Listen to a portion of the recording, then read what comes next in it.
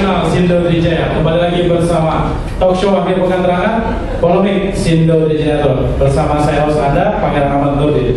Saya ingin menyapa juga pembicara kita yang keempat, Bang Budri Sitompul, pakar hukum pidana Universitas Indonesia. Selamat pagi Bang Budri. Pagi. Ya. Terima kasih sudah datang Bang. Saya ke Bang Inas dulu. Bang Inas, Freeport ini sedemikian banyak masalah yang muncul terkait masalah mungkin perpanjangan kontrak, keinginan perpanjangan kontrak karya Freeport dan hal-hal yang mengikutinya. Bang Inas melihatnya seperti apa Bang? Iya, saya melihatnya pertama ya kontrak karya itu sebesar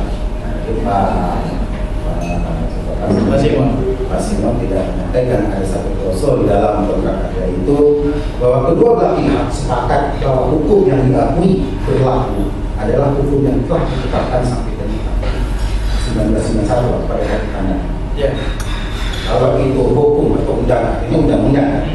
Kalau itu yang berarti mereka akui adalah undang-undang 1994. Nanti kita punya pakar hukum. Kita menjelaskan apa sih klausul itu. Ya. Ini yang dijadikan oleh Freeport jadi kartu aslian. Kita sekarang pemerintah kesulitan bagaimana mengatasi kartu aslian. Dia sudah katakan kalau ini dilanggar, dia akan ke arbitrase 500 tuntutannya dolar. Nah, Pak Sby kalau jelaskan ini kok bisa apa pemerintah dan pemerintah kok tidak bisa mengatasi ini? Kenapa ini tidak bisa diagen begitu? Ya. Klausul tentang kedua belah pihak bersepakat hukum yang berlaku adalah hukum pada saat tanda tangan. Di banyak kontrak saya ada itu klausul itu. Bapak, saya potong ini sangat penting ini. Itu adalah kewajiban Bapak harus tidak. Pasal 23 kontrak karya itu bunyinya adalah kerjasama para pihak. Pasal 2 baca. Ya, betul. Tunggu dulu. Sangat krusial ini. Ya. Bahwa dia harus melaksanakan undang-undang yang berlaku dari waktu ke waktu. Undang-undang pertambangan nomor 11 tahun 67 sudah dicabut. Muncullah undang-undang ini.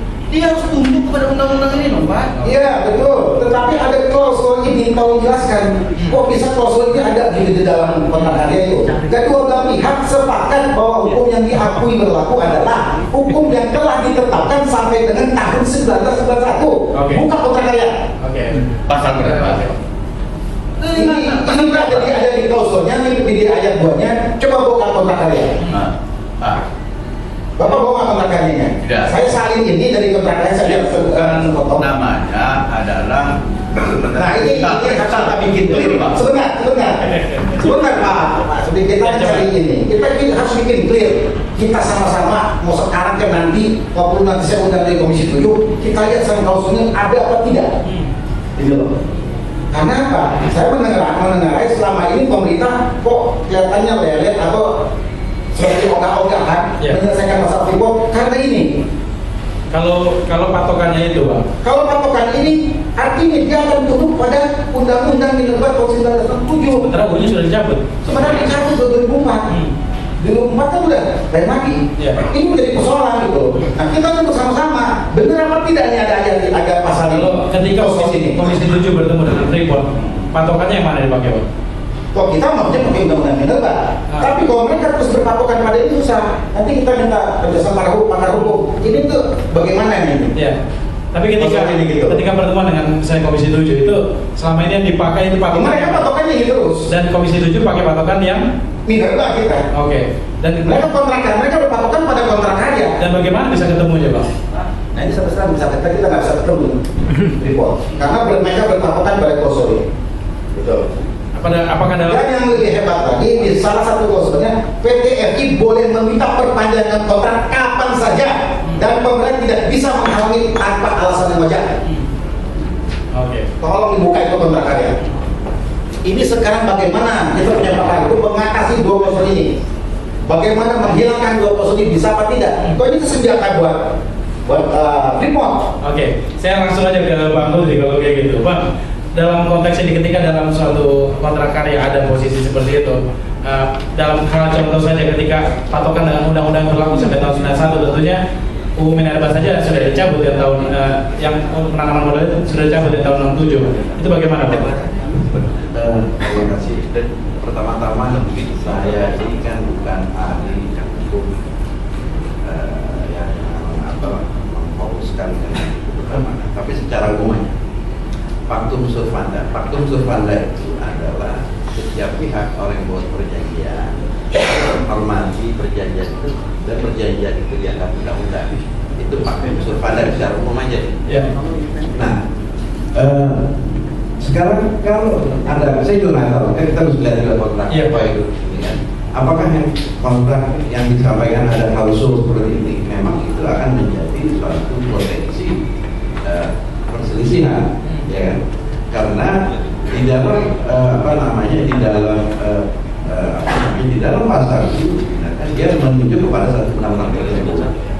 Tetapi di pasal lain, ya di dalam kontrak juga, ya, dan ini saya kira dan umum, tapi itu umumnya itu adalah di perizinan, bukan di perjanjian. Ini kan kontrak perjanjian. Di dalam perjanjian itu kalau dibilang betul perjanjian itu harus mengikuti ketentuan penggunaan setiap waktu. Artinya setiap ada perubahan itu harus. Jadi di sini sebenarnya ada dua kesepakatan yang dituangkan dalam perjanjian yang saling bertentangan satu dengan sama lain. Nah, tetapi ini kebiasaan, ya. Apakah diutamakan itu hukum privat, ya, dalam ini yang perjanjian ini, apa hukum publik, ya. Dari versi mana kita lihat? Kalau misalnya dari kita pakai azas faktum survanda, tentu dia harus menghormati perjanjian itu, kecuali perjanjian itu dibuat bertentangan dengan undang-undang. Ya, menurut pasal 1320 KUH Perdata, perjanjian itu menjadi batal. Tapi pada waktu kesepakatan itu kontrak karya ditandatangani, belum tentu ada perjanjian seperti pasal itu. Jadi saya kira ini memang ada menjadi potensi menjadi perselisihan perdata, tapi itu bukan perdata. Kalau misalnya ini dibawa ke ranah karena ada klausul arbitrase, ya, dan tidak menundukkan diri pada hukum yang berlaku di Indonesia, itu kita memakai hukum Indonesia. Dan kita nggak tahu apakah arbitrase itu arbitrase ad hoc, ya, atau arbitrase institusional. Kalau ad hoc itu artinya masing-masing pihak menunjuk para arbiternya. Tapi kalau misalnya arbitrase ad hoc, artinya dia menunjuk kepada suatu badan arbitrase tertentu. Nah, apakah ini di Indonesia? Tapi saya kira pada waktu itu Bali belum ada, ya. Waktu dibuat itu tahun belum ada, ya. Saya kira Bali belum ada. Ya. Kemungkinan saya nggak tahu juga. Kalau misalnya tidak ada klausul mengenai arbitrase mana, itu menjadi potensi lagi, ribut lagi. Ya kan, kalau misalnya, tapi kalau umumnya, kita bicara umumnya, ya. Dan pada waktu itu tahun 67 masih belum COVID itu mungkin dia akan menunjuk kepada arbitrase di negara yang netral, ya, umum gitu. Jadi sebagai investor nggak mau di negara di mana ini, karena dianggap apalagi misalnya negara-negara sedang berkembang, ya kan, hukumnya itu kan tidak netral, ya kan, itu. Nah, dari segi pemerintahnya itu dia menginginkan juga pakai hukum negaranya dia, tapi umumnya dia memilih badan arbitrase yang netral, apakah di sentral atau di mana-mana. Jadi saya nggak tahu kondisinya. Tapi yang poinnya yang dipentingkan ini adalah ada potensi perselisihan, ya. Perselisihan itu menafsirkan, ya kan? Menafsirkan perjanjian itu adalah perselisihan juga. Ya. Jadi saya kira pertanyaan kita nggak bisa hitung putih, ya, apakah ini. Ya, jadi kalau dari dua versi, ya kan, menurut versi pasal 23 ini masing-masing ada dasar hukumnya. Oke, Profesor Nasir Wijaya, kita nanti akan bahas lebih dalam lagi masalah kerjasama Indonesia dengan Freeport setelah jeda berikut ini. Mau dengar